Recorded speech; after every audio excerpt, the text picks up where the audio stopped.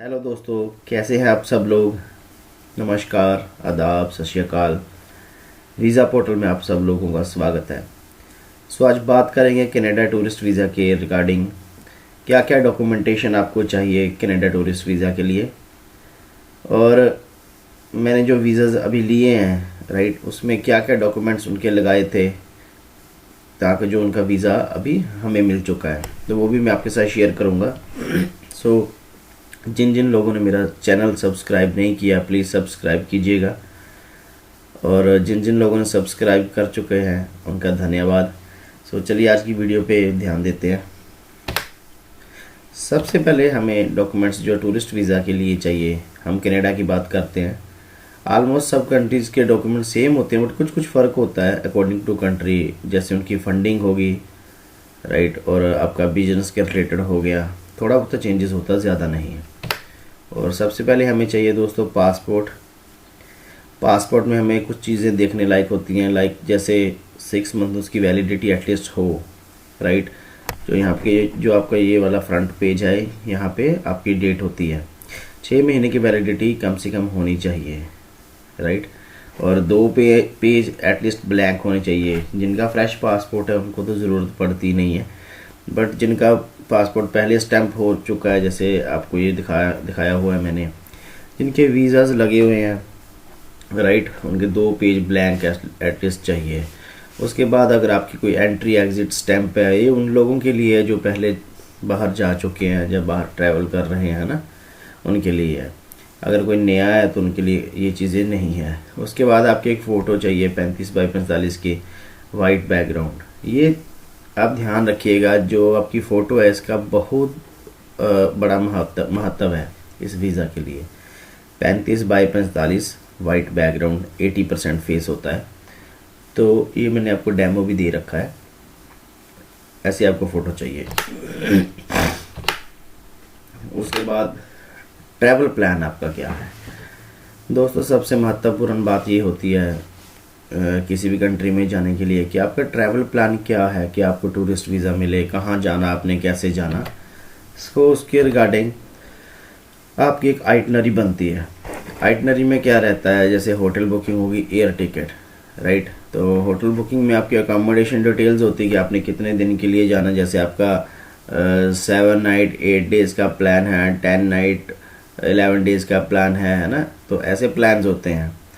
वो प्लान हो गया आपकी अकोमोडेशन डिटेल का, कि आपने कितने दिन रहना, कहाँ पे रहना है। साइट सीइंग प्लान होता है कि लाइक आपने कौन कौन सी जगह वहाँ पे देखनी है, कौन कौन से जैसे कनाडा में है आपने नायग्रा फॉल देखना है, वैनकूवर में डाउनटाउन देखना है, जहाँ अलग अलग जहाँ किसी एक पर्टिकुलर सिटी में आपने क्या क्या देखना है, वो आपका सारा साइट सीइंग प्लान होता है। इसी के ऊपर डिपेंड होता है वीज़ा आपका 50% वीज़ा इस चीज़ों के ऊपर डिपेंड होता है कि आपने वहाँ पे देखना क्या है, कौन कौन सी चीज़ें हैं, कौन से म्यूज़ियम है, कि वो वाकया आपको इंडिया में नहीं देखने के मिल रही है वो चीज़ें जो आपने वहाँ जाके देखनी है। क्योंकि कई लोग अपना वीज़ा अप्लाई करने के लिए वैसे डाल देते हैं गूगल से या नेट से उठा के कि हमें यहाँ जाना, कनाडा जाना, ये देखना, वो देखना, कॉमन कॉमन सी चीज़ें बोल देते हैं। तो एम्बेसी के लिए ये चीज़ बड़ी रिक्वायर्ड होती है कि लाइक बंदे ने वहाँ जाना क्यों है, वहाँ पे ऐसी कौन सी चीज़ आप उनको मेंशन कर रहे हो कि वाकया हमारे इंडिया में ये चीज़ नहीं है, हमने ये चीज़ वहाँ पे देखनी है और इसका ये डिफरेंस है ना, ये चीज़ है। और उसके बाद एयर टिकट आपकी डमी टिकट होती है, ई टिकट वो भी लगा सकते हो। या फिर अगर आप चांसेस बढ़ाना चाहते हो अपने वीज़े के तो आपको एक होल्ड करवा के टिकट, अगली डेट की जो भी आपकी नेक्स्ट डेट जाने की रहेगी, होल्ड करवा के पीएनआर टिकट होती है, पीएनआर नंबर साथ में लगा दीजिएगा।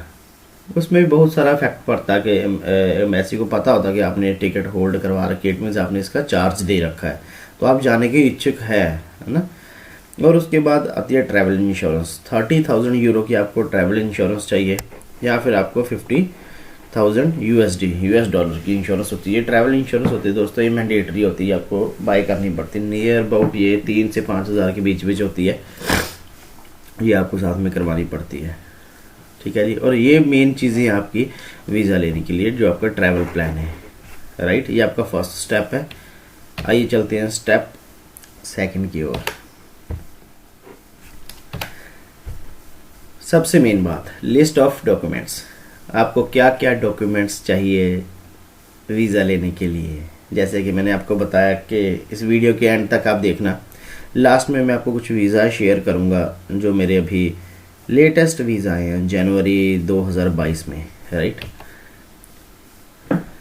सबसे मैंडेटरी डॉक्यूमेंट्स होते हैं प्रूफ ऑफ फंड्स। जैसे आपको बाहर जाने के लिए आपको अपने फंड्स दिखाने पड़ते हैं कि उनको कैसे पता लगे कि वाकई आप घूमने जा रहे हो, आपके पास उतना पैसा है कि आप घूम सकते हो।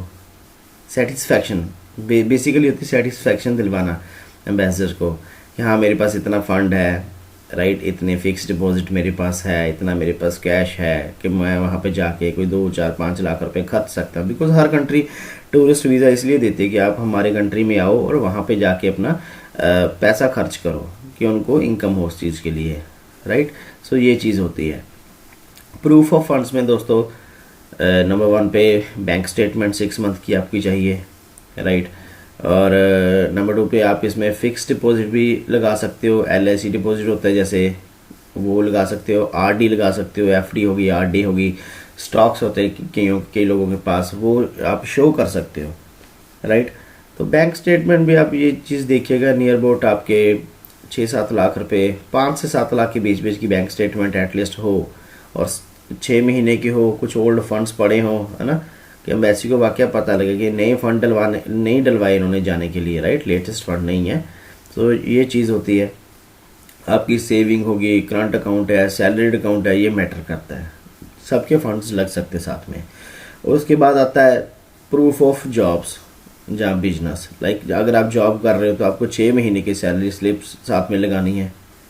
आपकी सैलरी स्लिप्स अकाउंट में आती है सैलरी या कैश आती है, वो दिखानी है। अगर तो आपकी नियर अबाउट 10-12-15 हज़ार सैलरी है तो आप कैश भी शो कर सकते हो। अगर ज़्यादा है कि लाइक आपकी 20-25-30-40 हज़ार है तो आपको अकाउंट में ही दिखाइएगा तो ज़्यादा बेस्ट है।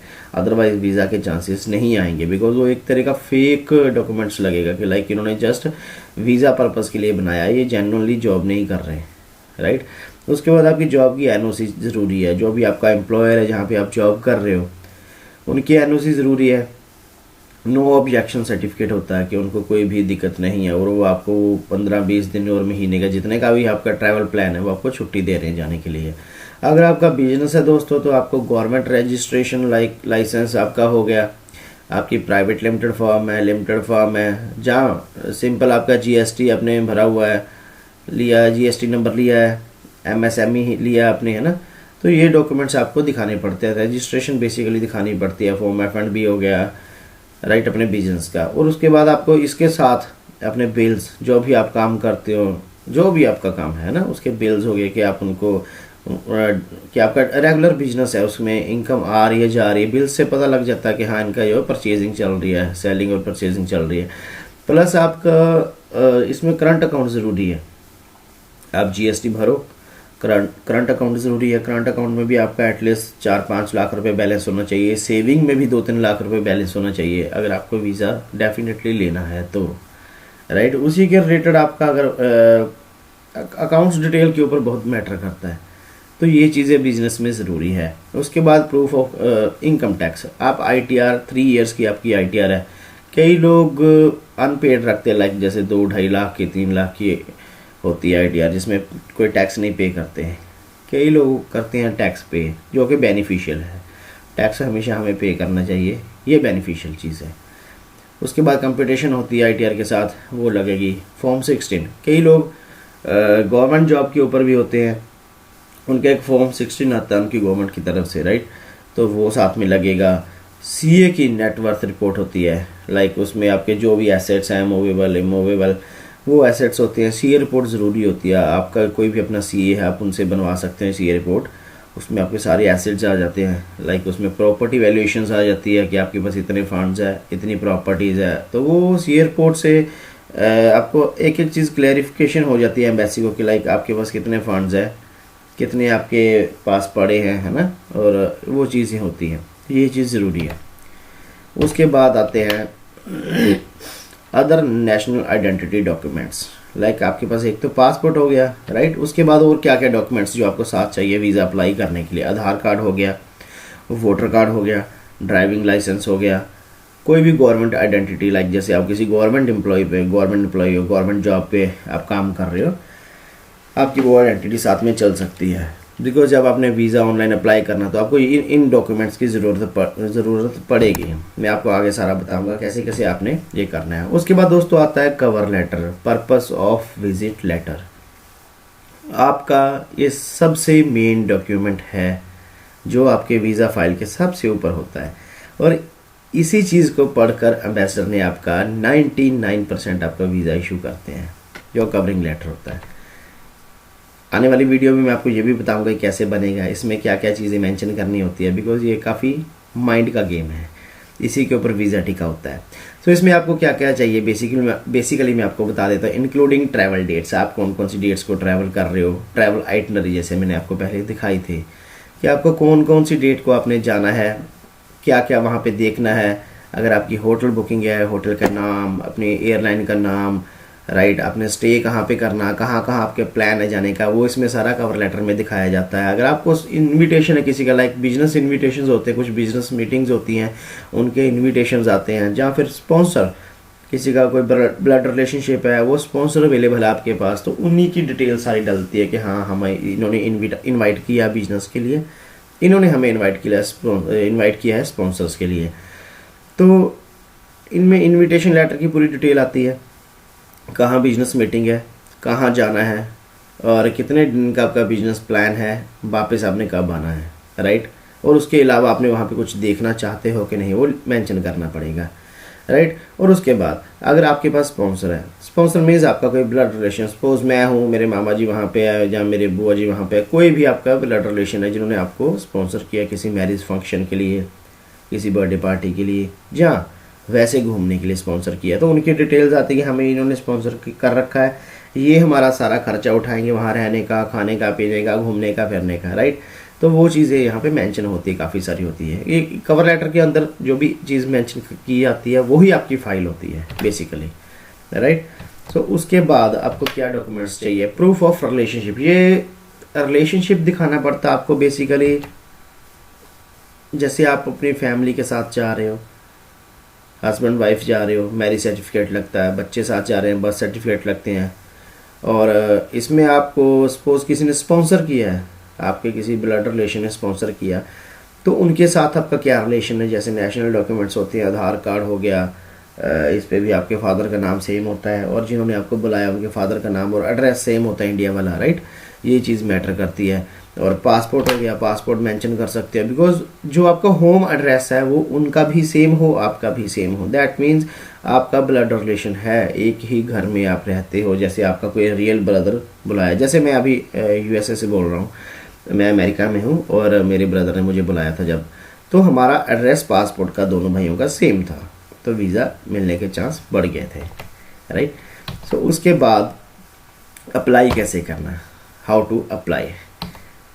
जो भी मैंने आपको दोस्तों डॉक्यूमेंट्स बताए हैं, इनकी एक फ़ाइल प्रेपरेशन अच्छी होनी चाहिए, अच्छे स्कैन होने चाहिए, प्रॉपरली सारे डॉक्यूमेंट्स आपके होने चाहिए। सो www.canada.ca पे आपको जाना पड़ेगा। वहाँ पे आपका IMMI 5752E ये एप्लीकेशन होता है, टेम्प्रेरी रेजिडेंशियल वीज़ा, जिसको हम टूरिस्ट वीज़ा कहते हैं, इसके लिए। तो ये आपको वहाँ पे फॉर्म डाउनलोड करना पड़ेगा। एक और वीडियो बनाऊंगा मैं स्पेशल इस फॉर्म की, बिकॉज ये काफ़ी लंबा फॉर्म होता है और आपका 100% ये फॉर्म के ऊपर डिपेंड होता है कि अगर आपके फॉर्म में कोई भी गलती होगी, छोटी सी भी आपकी कोई गलती होगी, आपने कोई डिटेल गलत भर दी, कोई स्पेलिंग मिस्टेक कर दी, कुछ भी एक नंबर भी गलत डाल दिया, इट मीन्स आपका वीज़ा रिफ्यूज़ हो जाएगा। बहुत ही केयरफुली आपको ये भरना पड़ेगा। और सेम वेबसाइट के ऊपर आपको एक फैमिली इंफॉर्मेशन फॉर्म होता है, IMMI 5645E, ये फैमिली इंफॉर्मेशन फॉर्म होता है दोस्तों, छोटा सा फॉर्म होता है। इसके रिगार्डिंग मैं आपको एक वीडियो बनाऊंगा कैसे ये फॉर्म भरना है। मैं आपको टेम्परेरी फॉर्म नहीं भर के बताऊंगा, मैं आपको बताऊंगा जिनका मैंने वीज़ा अप्लाई किया था, जहाँ जिनका आगे करूँगा उनका फॉर्म भर के बताऊँगा। तो ओबियसली उनका जब वीज़ा आएगा वो भी आपके साथ मैं शेयर करूँगा कि आप लोगों को भी पता लगेगा डेफिनेटली जो चीज़ मैंने आपको बताई है वो रियलिटी है, वही मैंने भरा है, वही उसी के बिहाफ के ऊपर मैंने वीज़ा लिया। वो ऑनलाइन ही मैं आपको भर के बताऊंगा, जब फाइल भी अप्लाई करूंगा वो भी मैं आपको साथ में मेंशन करूँगा दोस्तों। सो फाइनल स्टेप होता है अप्लाई ऑनलाइन। हमने ऑनलाइन कैसे अप्लाई करना, बिकॉज कनाडा में पहले ऑफलाइन फ़ाइल होती थी, हम एम्बेसी में फ़ाइल लगाने जाते थे। आजकल क्या इनका प्रोसेस चेंज हो चुका है और अब सारी की सारी फ़ाइल ऑनलाइन अप्लाई होती है। स्टेप 1, अपने सारे जितने भी आपके डॉक्यूमेंट्स हैं सारे आपने स्कैन करने हैं, सबकी PDF या JPG फाइल बनानी है, HD क्वालिटी हो। दोस्तों अगर स्कैन करने तो 600 DPI के ऊपर कीजिएगा, मैं प्रेफर करूँगा। 300 के ऊपर भी कर सकते हैं, 600 के ऊपर करते तो ज़्यादा क्वालिटी आती है। लाइक जैसे ऑस्ट्रेलिया में 600 DPI पे स्कैनिंग ज़्यादा मैटर करती है, बिकॉज उनका भी सारा ऑनलाइन प्रोसेस होता है। सो ये चीज़ सेम कनाडा के लिए है। तो 600 DPI के ऊपर करोगे तो आपका जो है क्लैरिटी ज़्यादा आएगी। 300 के ऊपर भी चल सकती है, बट 600 मच बेटर है। और उसके साथ आपका कोई भी जो डॉक्यूमेंट है फेक अटैच ना कीजिएगा। जैसे कई लोग अपनी फेक सैलरी स्लिप्स बना लेते हैं, वैसे ही जॉब शो कर देते हैं, तो वो चीज़ मत कीजिएगा। बिकॉज कल को कोई वेरिफिकेशन होगी, कुछ भी हो गया तो आपके वीज़े में प्रॉब्लम आ सकती है, जहाँ आपको बैन भी कर सकते हो। ऐसी चीज़ें मत कीजिएगा ना, मैं रिकमेंड नहीं करूँगा।